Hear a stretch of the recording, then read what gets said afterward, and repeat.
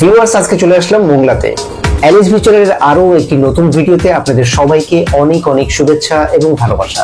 এর আগেও মোংলায় বহুবার এসেছি, তবে এবার ভাবলাম যে মোংলার এই দিকটায় আসলে কোথায় কি কি আছে সেই জিনিসগুলো আপনাদের সঙ্গে একটু শেয়ার করি। মোংলা বন্দর বাংলাদেশের দক্ষিণ পশ্চিমাঞ্চলের খুলনা বিভাগে অবস্থিত একটি সমুদ্র বন্দর। এটি বাংলাদেশের দ্বিতীয় বৃহত্তম এবং দ্বিতীয় ব্যস্ততম সমুদ্র বন্দর। এটি খুলনা মহানগরীর দক্ষিণ পূর্বে পশুর নদীর তীরে অবস্থিত। বন্দরটি 1950 সালের 1 ডিসেম্বর প্রতিষ্ঠিত হয়। এই বন্দরের আদি নাম কিন্তু চালনা বন্দর। একমাত্র মোংলা বন্দর কর্তৃপক্ষের অনুমতি ছাড়া এখানে প্রবেশ করা নিষেধ। তো আমি যেহেতু মোংলা পোর্ট ছাড়িয়ে পশুর নদীর সামনে যেটা রয়েছে, এই পশুর নদী পার হয়ে নদীর ওই পারে যাব এবং ওই পারে বেশ কয়েকটা জায়গা যাব। তো আমাকে প্রথমে নদীটা পার হতে হবে। আর এখানে নদী পার হওয়ার ব্যবস্থা দুইটা আছে, একটা হলো ট্রলারে করে পার হওয়া, আরেকটা হলো ফেরিতে। তো আমার সাথে বাইক আছে, আমি যেহেতু বাইকে যাচ্ছি, আর বাইকটা পারাপারের জন্য আমি মনে করি ফেরিটা ঠিক আছে, কারণ এখানে ট্রলারগুলো যে অবস্থা, তাতে নদীর ওই পারে যে ঘাটটা রয়েছে সেখান থেকে পার হতে একটু সমস্যা হয়।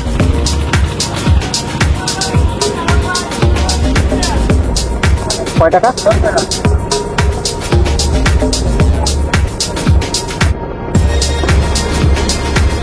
সুন্দরবন ভ্রমণের জন্য যে সমস্ত টুরিস্ট বোটগুলো প্রয়োজন, সেগুলো সব ধরনের ছোট বড় টুরিস্ট বোট কিন্তু আপনারা এই ঘাটের থেকেই পেয়ে যাবেন।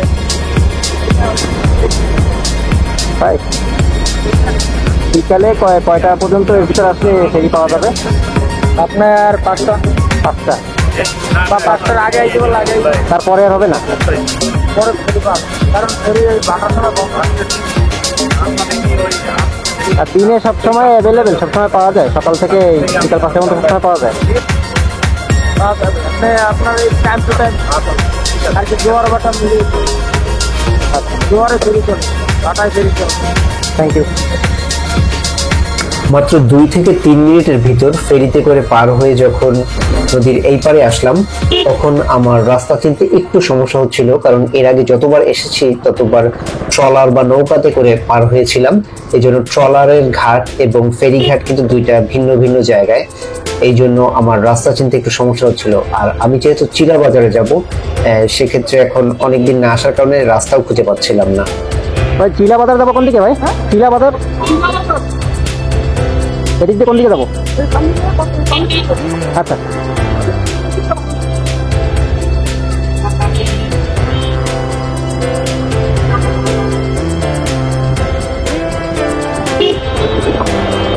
ভাই চিলা বাজার যাবো কোন দিক দিয়ে? বামে যে এই রোডে? হ্যাঁ, আচ্ছা, ধন্যবাদ। রাস্তায় বেশ কয়েকজনের কাছে শুনতে শুনতে অতঃপর আমি পৌঁছে গেলাম চিলা বাজারে। এটা হলো চিলা বাজারে ঢোকার পূর্বে যে ব্রিজটি রয়েছে, সেই ব্রিজ। চিলা বাজারের এই ব্রিজটার উপর দাঁড়িয়ে কিন্তু খুব সহজেই সুন্দরবনের কিছু অংশ চোখে পড়বে। যদিও অবশ্য এখান থেকে খুব বেশি একটা বোঝা যায় না, তবে এখান থেকে চাইলে ট্রলারে করে নদী পার হয়ে কিন্তু সুন্দরবনের বা করমজলের উদ্দেশ্যে রওনা করা যায়। তবে বেশিরভাগ লোকজনই কিন্তু সুন্দরবনে যারা যেতে চায়, তারা কিন্তু পশুর নদী যে ফেরিঘাটটি রয়েছে, আমরা যেটা পার হয়ে আসলাম, সেখান থেকেই ট্রলার বা টুরিস্ট বোটগুলো রিজার্ভ করে সেখান থেকেই রওনা করে সুন্দরবনের উদ্দেশ্যে। মোংলা চিলা বাজারে আসার মূল উদ্দেশ্য ছিল কিন্তু আমার মামা বাড়িতে বেড়াতে আসা। আর সেই সাথে সাথে মোংলার চিলা বাজার বা মোংলার আশেপাশে কোথায় কি কি আছে সেগুলো কিছু কিছু ঘুরে দেখব এবং সেইগুলো আপনাদের সঙ্গে শেয়ার করব। তো আমি এখন দাঁড়িয়ে আছি আমার মামা বাড়ির এরিয়ার ভিতরে। এখানে বেশ কয়েকটা পুকুর রয়েছে। তো যেহেতু আমি মামা বাড়িতে বেড়াতে আসলাম অনেকদিন পর, তো মামা জাল ফেলতে শুরু করলো এবং মাছ ধরার চেষ্টা করছে। দেখি কি মাছ পাওয়া যায়।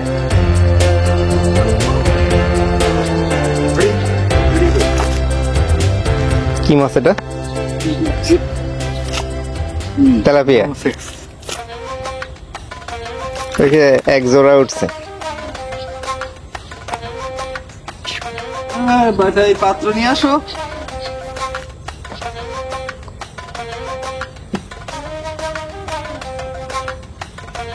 মিনি বেড়াল এসেছে।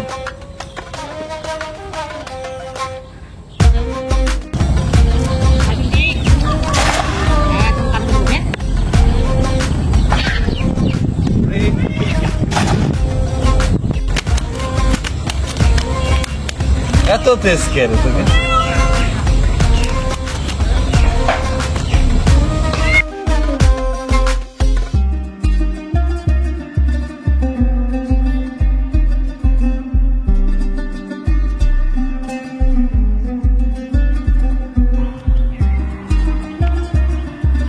চিলাবাজার ব্রিজটার খুব কাছেই রয়েছে একটি ক্যাথলিক চার্চ, যে চার্চটির নাম ধন্যা কুমারী মারিয়ার মন্দির। চার্চটার ভেতরটা কেমন সেটা দেখার জন্য বেশ খানিকক্ষণ অপেক্ষা করে যখন কাউকে পেলাম না, তখন আমি এখান থেকে বের হয়ে এবার রওনা হলাম মংলা সাইলোর উদ্দেশ্যে।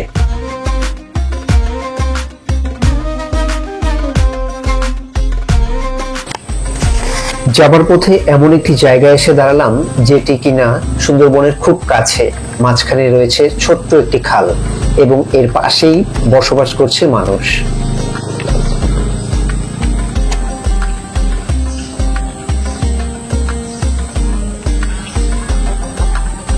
সুন্দরবন ঘেঁষে মোংলা বন্দরের জয়মনিতে নির্মিত হয়েছে অত্যাধুনিক নৌবন্দর ভিত্তিক খাদ্য গুদাম কনক্রিট গ্রেন সাইলো।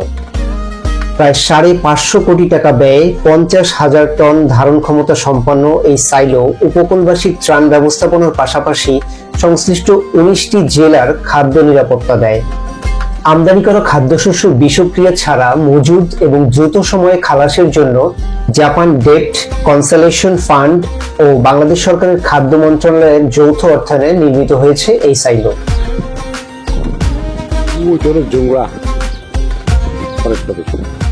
ওই যে একটা ঘরের মতো দেখা যাচ্ছে, আর গরম জলটা আরো ওই দিকে। আমাদের বাড়ির সুযোগ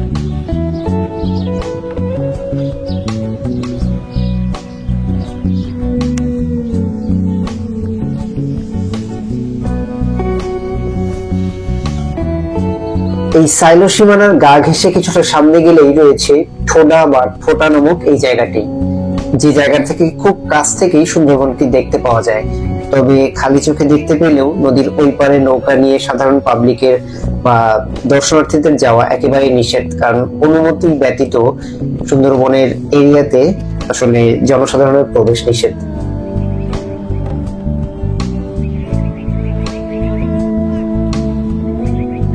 সুন্দরবন একটি পর্যটন কেন্দ্র হিসেবে এর আশপাশের অঞ্চলগুলো যতটা উন্নত হওয়ার প্রয়োজন ছিল, আমার চোখে সেই রাস্তাঘাটগুলো বা এখানকার জনজীবন অতটা উন্নত বলে মনে হয় নাই। এখানকার অধিকাংশ মানুষই মৎস্যজীবী বা নৌ চলাচল সংক্রান্ত কাজকর্মের সঙ্গে জড়িত।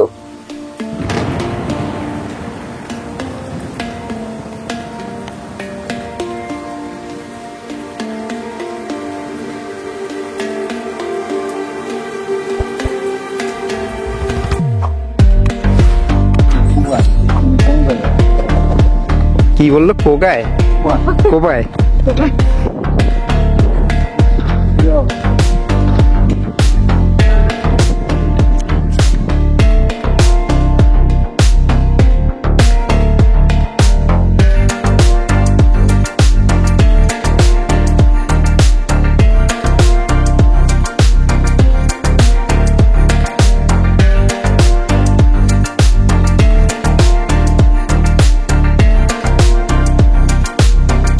ভিউয়ার্স, মোংলা বেড়াতে এসে আজ সারাদিন জয়মনি বা চিলাবাজার ওটা বিভিন্ন জায়গায় ঘোরাঘুরি শেষে আমি এখন যে জায়গাটা এসেছি, আমার কাছে মনে হচ্ছে এই জায়গাগুলোর ভিতর সবচেয়ে এই জায়গাটা সুন্দর।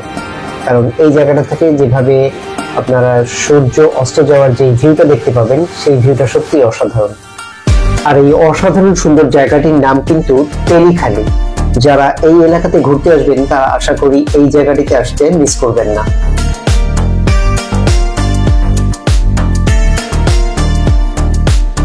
যারা আমাদের ভিডিও দেখছেন কিন্তু এখনো চ্যানেলটি সাবস্ক্রাইব করতে ভুলে গেছেন, তাদের কাছে অনুরোধ থাকবে চ্যানেলটি সাবস্ক্রাইব করে পাশে থাকা বেল আইকনটি ক্লিক করে দেবেন, যেন পরবর্তীতে নতুন কোনো ভিডিও আপলোড করা মাত্রই আপনার কাছে নোটিফিকেশন পৌঁছে যায়। ভিউয়ার্স, ভিডিওটি শেষ পর্যন্ত দেখার জন্য অসংখ্য ধন্যবাদ। আজ এখান থেকে বিদায় নিচ্ছি, তবে দেখা হবে পরবর্তীতে নতুন কোনো জায়গার নতুন কোনো ভিডিওতে। ততক্ষণ পর্যন্ত সবাই ভালো থাকবেন, সুস্থ থাকবেন, এই প্রত্যাশায় বিদায় নিচ্ছি। টাটা।